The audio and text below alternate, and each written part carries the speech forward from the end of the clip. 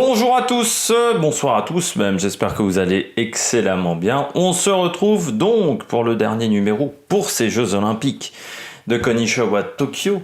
Konishiwa Tokyo, épisode 19, je crois, de tête. Pour cette dernière journée de compétition, cette 16e et dernière journée de compétition. On fera le bilan des Bleus sur cette journée. On parlera également des autres résultats, même s'ils ont été peu nombreux. On va parler aussi du programme pour les Jeux paralympiques. Et puis, ça va être de toute manière une vidéo plus courte que d'habitude. Et puis, on va parler de la cérémonie de clôture. N'hésitez pas à vous abonner à la chaîne, n'hésitez pas à mettre un pouce bleu, à partager la vidéo si vous pensez qu'elle peut intéresser votre entourage. À mettre un pouce bleu, ça je l'ai dit, et puis on commence tout de suite à réagir dans les commentaires également. Voilà, il m'en manque toujours un. On va commencer par la cérémonie de clôture qui a été, à mon avis, plus réussie que la cérémonie d'ouverture, parce que la cérémonie d'ouverture, pour moi, restera ratée. Parce que on a eu la portion pour moi qui est la plus ratée, c'est notamment la personne qui a allumé la flamme olympique. On est au Japon, pays du judo, pays des sports de combat, et c'est Naomi Osaka qui n'a jamais fait les Jeux Olympiques, qui n'a pas non plus une grande carrière, c'est-à-dire que c'est pas une ancienne sportive, on est sur une sportive actuelle, mais qui n'a pas non plus une énorme carrière, qui décide d'allumer la flamme olympique, qui en plus se fait éliminer en huitième de finale ensuite derrière, qui est un peu quand même une personnalité un peu particulière quand même au Japon, qui n'est pas forcément très appréciée au Japon. Je pense que c'était pas le bon choix très clairement pour allumer la flamme olympique. Moi j'aurais plutôt préféré un judoka qui avait par exemple ce fameux judoka qui est le seul à avoir 3 titres olympiques d'affilée. Lui méritait plus très clairement d'allumer la flamme olympique que Naomi Osaka, même si pour l'image internationale peut-être que c'est bien, mais au niveau de l'image olympique c'était pas terrible. Et puis j'avais dit, cette cérémonie, on n'avait pas eu de beaux tableaux, de grands tableaux, et tout était un petit peu triste. En fait, les meilleurs moments qui avaient été réussis, j'avais dit, c'était les discours et les entrées de sportifs, où il y avait de la joie pour beaucoup d'entre eux. Mais sinon, la majorité de la cérémonie avait été ratée. Là, la cérémonie de clôture, je dirais pas que c'est une cérémonie de clôture exceptionnelle, mais on en a appris déjà un peu plus sur la culture japonaise, même si encore une fois, c'est pas une très grande cérémonie de clôture, mais c'est mieux que les 3 heures de K-pop que j'avais entendues pendant la cérémonie des Jeux Olympiques d'hiver en Corée, ou même ce qu'on avait vu à Pékin, où la cérémonie de clôture, je trouve, avait été moins réussie que la cérémonie d'ouverture. Là, il y a eu de l'émotion, il y a eu des petits moments intéressants, notamment la partie spectacle musical que j'ai bien aimé. J'ai encore trouvé que les tableaux, ça manquait de monde sur les tableaux, ça faisait pas très impressionnant. Et ça, je trouve que c'était un problème. J'ai bien aimé aussi l'ordre d'apparition des drapeaux.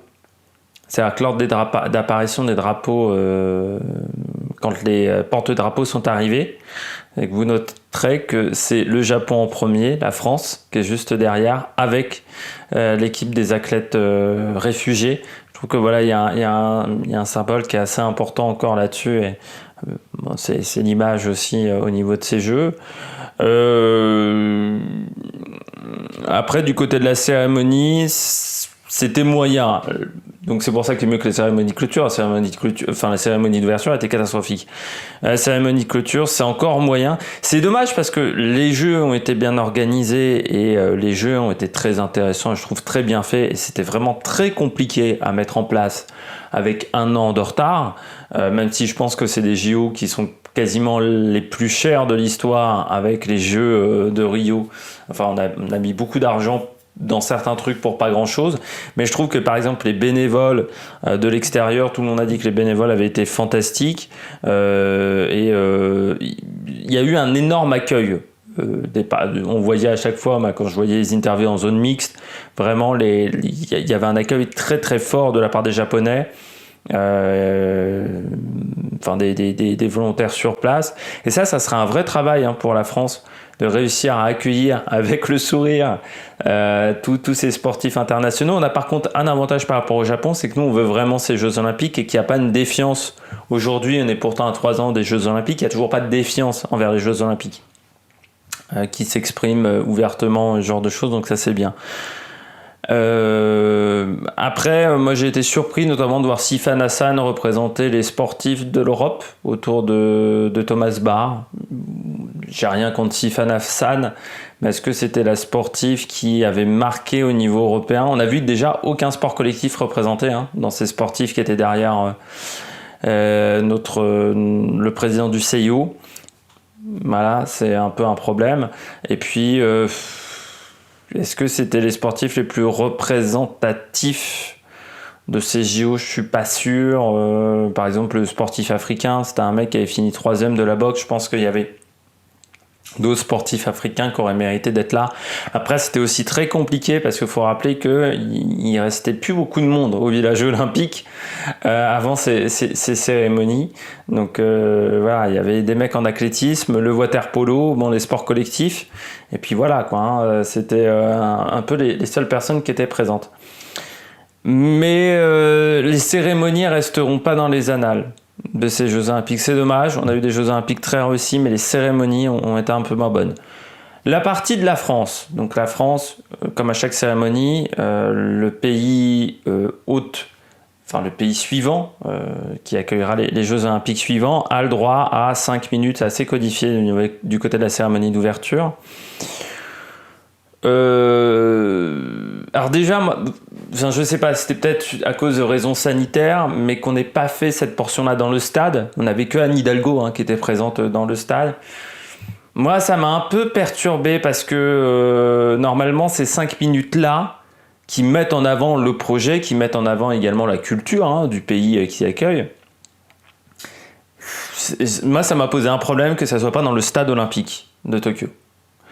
Moi je me souviens notamment de Pelé à Londres. On se souvient également du maire de Tokyo qui était déguisé en Super Mario, je crois, ou je sais plus, il était déguisé à Rio. Là ça a été délocalisé donc au Trocadéro. Il y a aussi un truc qui m'a perturbé, à part les sportifs, et encore on a vu que quelques-uns au Trocadéro, il n'y avait pas de tête d'affiche, à part Thomas Pesquet. On nous a promis 5 minutes incroyables en musique, du côté de France Télévisions. Par Thomas Pesquet, la Radio France qui fait de la musique, on s'y attendait. Il n'y avait pas besoin d'avoir bac plus 10. Donc, ouais. Moi, ça m'a perturbé ce côté un peu à l'extérieur. Après, Patrouille de France, Trocadéro, on a mis... Voilà, on sent qu'on a voulu mettre l'artillerie lourde, Emmanuel Macron, Thomas Pesquet même dans l'espace, on a mis le paquet. Mais le fait que ça soit pas dans le stade olympique, moi, voilà, ça m'a un peu perturbé, je vais pas vous mentir, c'est pas le truc que j'ai préféré le plus. Après, c'était bien fait. C'était bien fait, voilà, tu vois la Tour Eiffel, tu vois tous les monuments de Paris, c'était bien filmé.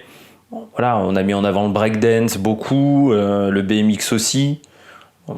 Ça, après, c'est des choix de l'organisation. De toute façon, ils vont survendre le breakdance parce qu'ils ont bien senti, je pense, du côté de Tony Estanguet, qu'en France, le breakdance, pour l'instant, ça ne prend pas. Et dans beaucoup de pays, on se demande ce que ça fout là. Et surtout, à la place du karaté, quand on a un champion olympique de karaté, ça la fout un petit peu mal. Je ne vais pas vous dire qu'il va falloir ramer. Parce que pour l'instant, le breakdance, ça n'a pas convaincu grand monde. Puis on n'a pas vu de compétition.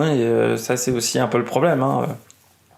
Je pense qu'il n'y a pas de compétition à la télévision de breakdance. Donc je ne vois pas en quoi ça va attirer les jeunes. C'est comme le surf.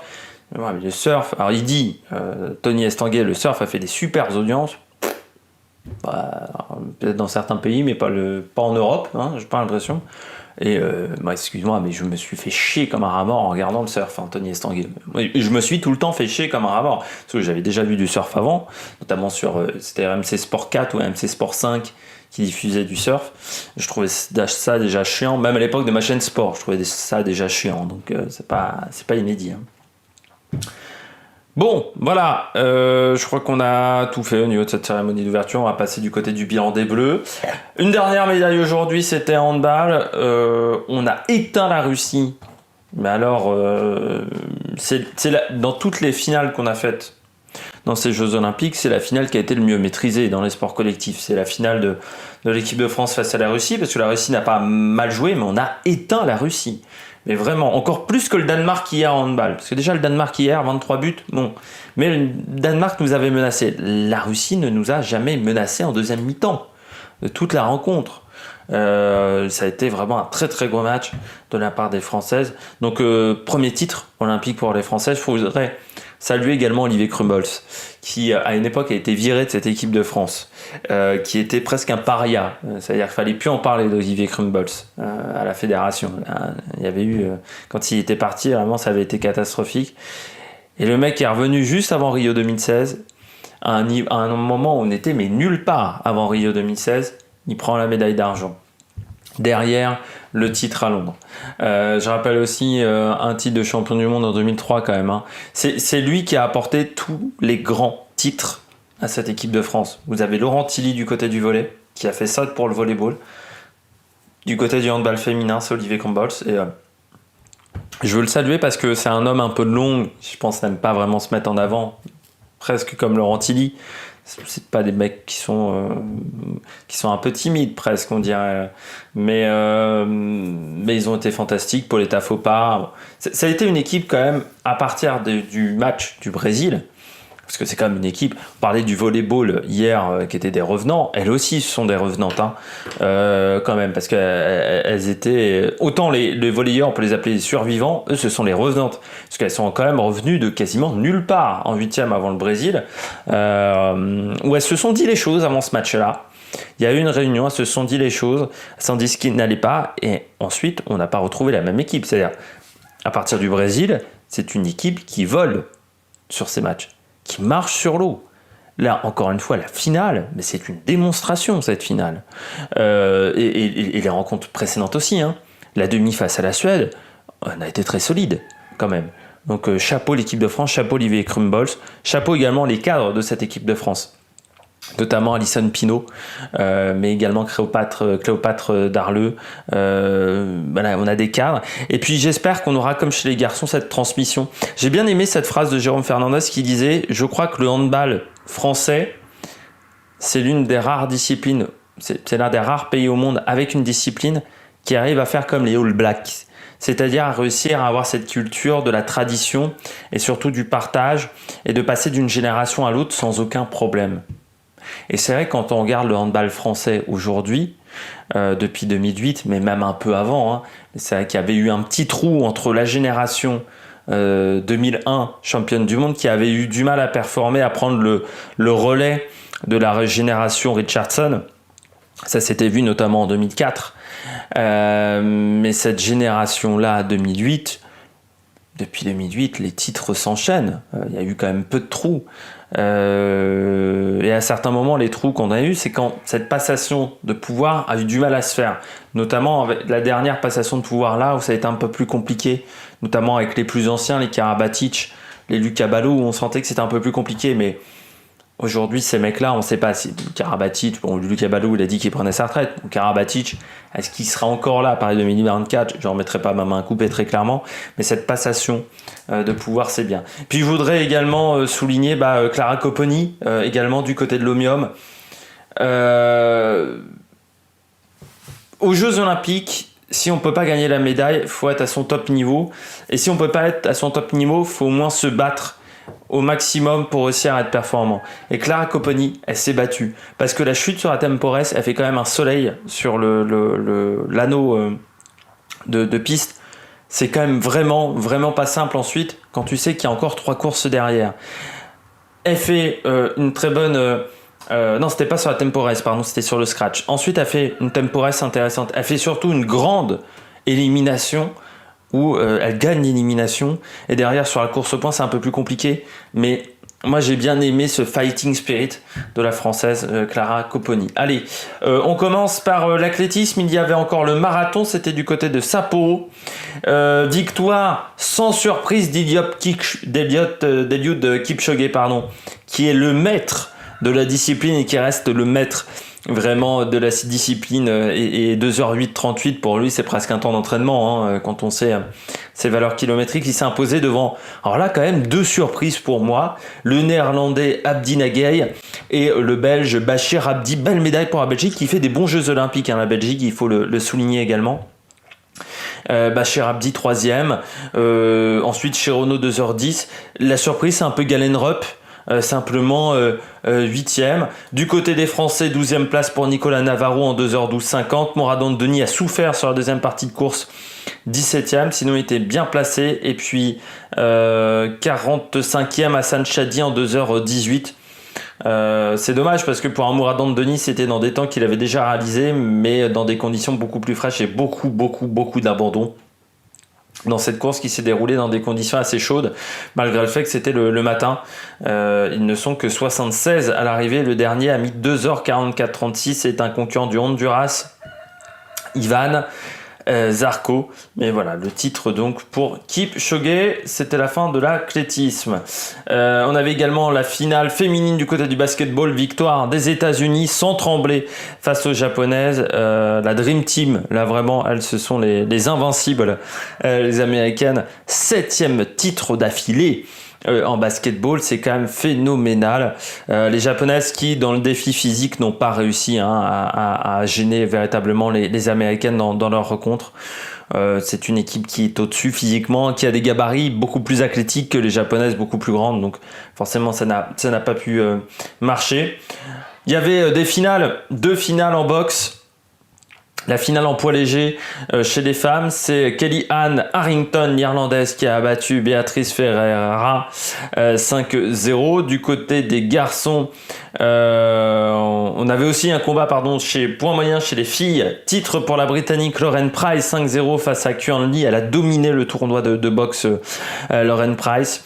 Et puis du côté des garçons, il y avait le titre qui se jouait en poids léger. Victoire de Andy Cruz, le Cubain, face à Keishon Davis. Et puis en 91 kilos, là encore, l'Américain a perdu face à Bak Kodir Jalolov, le Ouzbek, donc qui est titré en plus de 91 kilos. Donc le cyclisme sur piste où il y avait pas mal de compétitions aujourd'hui, notamment l'Obium, donc Clara Coppeny qui a fini 8e. Au classement général. Titre pour l'Américaine Jennifer Valente qui pourtant est tombée. Mais elle avait beaucoup d'avance avant cette épreuve. Devant Yumi, la japonaise, et Kirsten Wild, la néerlandaise. C'est bien pour le Japon parce que ils ont énormément travaillé sur les règles, on va dire, européennes, occidentales, du cyclisme sur piste, qui sont assez différentes de ce qu'elles font au Japon. Et c'est bien d'avoir une médaille, ça prouve qu'elles ont fait du bon travail. Elle aussi, simplement 2 points, la course au point qui a été beaucoup moins décisive que d'habitude. Kirsten Wild donc 3e devant Didier Rexon, Laura Kenny 6e, la Britannique, donc Clara Coppeny 8e. Et puis il n'y a pas eu de grande... Si, Lotte Kopecky, donc qui a abandonné après le scratch, blessé, comme Pikulik. Ryan Elal, lui, ne s'est pas qualifié en finale du Keirin, gêné par un japonais, mais c'est la magie du Keirin, on va dire, ce qui fait sa grande difficulté. Donc du côté du Keirin, Jason Kenny qui s'est imposé, nouveau titre olympique pour Jason Kenny, qui pourtant a connu des Jeux Olympiques difficiles devant Awang, le Malaisien, et Lavresson, le Néerlandais, mais c'est souvent le cas sur le Keirin.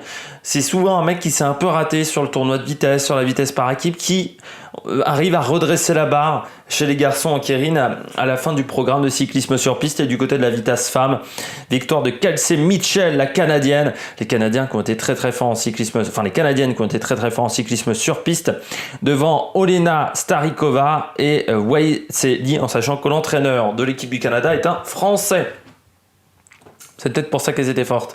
Puis du côté de la gymnastique rythmique, donc titre pour les Bulgares devant la Russie, qui s'est plantée en gymnastique rythmique, qui a raté les 2 titres. Donc vraiment un échec pour la Russie dans cette discipline-là, devant l'Italie 3e. Et puis en handball, donc médaille d'or pour la France devant la Russie, 30-25. Et puis la Norvège qui a dominé la Suède, qui n'était pas dedans dans le match pour la médaille de bronze, 36-19. En volleyball, Titre pour les États-Unis face au Brésil chez les filles 3-0. Pareil pour la Serbie sur la Corée pour la médaille de bronze 3-0 également. Les matchs ont été beaucoup moins serrés, vous le voyez, que chez les garçons.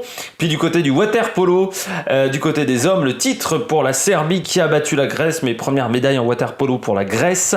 Devant la Hongrie, médaille de bronze, Espagne 4e, 5e la Croatie, 6e les États-Unis, 7e l'Italie, 8e le Monténégro. On va parler maintenant de ce qu'on va faire sur les Jeux paralympiques. Donc du côté des Jeux paralympiques, je rappelle la date de début de compétition, ça sera le mardi 24 août. Un mardi, on gagne un jour de compétition du côté des Paralympiques. Tous les soirs, vous aurez les résultats des Français. Les moments importants de la journée, je pourrais pas donner tous les résultats du côté des Paralympiques. C'est pas un problème de flemme, c'est juste que sinon la vidéo va durer 1 heure. Il y a beaucoup de catégories aux Paralympiques, notamment en athlétisme, en natation, et c'est quasiment en natation, on va voir 11 ou 12 100 mètres. C'est impossible que je vous donne tous les résultats. Et ça, c'est que le 100 mètres. Il va y avoir le 200, 400, les épreuves en brasse. Donc voilà, c'est très compliqué. Donc je vous donnerai les résultats des Français. Et puis quelques résultats autres qui m'auront marqué pendant la journée. Mais on essaiera de faire des vidéos 25-30 minutes sur ces Jeux paralympiques. Donc on va dire à peu près similaire à ce qu'on a fait. Il y aura le bilan des Bleus, les résultats des Français dans ces Paralympiques. Et puis voilà, donc ça attaque à partir du 24 août et il y aura toutes ces vidéos là. D'ici là, il va y avoir des débriefs cyclisme, du débrief MotoGP également, et puis la Vuelta également. Et du côté de la Vuelta, le programme sera un peu différent parce qu'il n'y aura pas de présentation d'étapes, je ferai que des débriefs d'étapes parce qu'il y aura les Paralympiques, sachant qu'il y aura priorité pour les Paralympiques. Donc les Paralympiques, ça sera le soir, la vidéo. C'est pour ça que je ferai des vidéos certainement un peu plus courtes. On essaiera de tenir le format à 25-30 minutes plutôt que de la 30 minutes pour vraiment qu'elles arrivent le soir même pour pouvoir uploader la Vuelta aux alentours de midi, 13h pour les étapes et les débriefs de la Vuelta. En première semaine, la Vuelta, ça sera le soir et à partir de la première journée de repos, la Vuelta, ça sera le lendemain matin de l'arrivée de l'étape parce qu'il y aura les Paralympiques et je ne peux pas me dédoubler à un moment. Voilà, j'espère que vous avez aimé cette vidéo, n'hésitez pas à réagir dans les commentaires, à vous abonner à la chaîne, à mettre un pouce bleu, et puis nous, on se retrouve donc très vite pour de nouvelles aventures sur la chaîne. Allez, ciao ciao sur l'Amérique Production.